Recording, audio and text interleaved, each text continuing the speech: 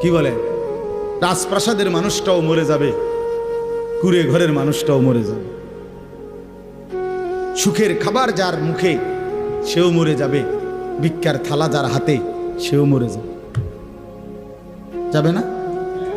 তো যেটা নিশ্চিত অনিবার্য বাস্তবতা, যেই মৃত্যুকে আড়াল করার, অস্বীকার করার, পাশ কাটার কোনোই ব্যবস্থা নাই, কোনোই ব্যবস্থা নাই। না না ক্ষমতা দেখাইয়া, না কাইন্দা কাইটা, কোনো সিস্টেম নেই।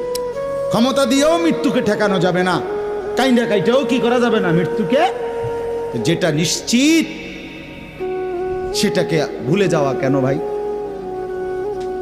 কেন ভুলে যাব আমরা?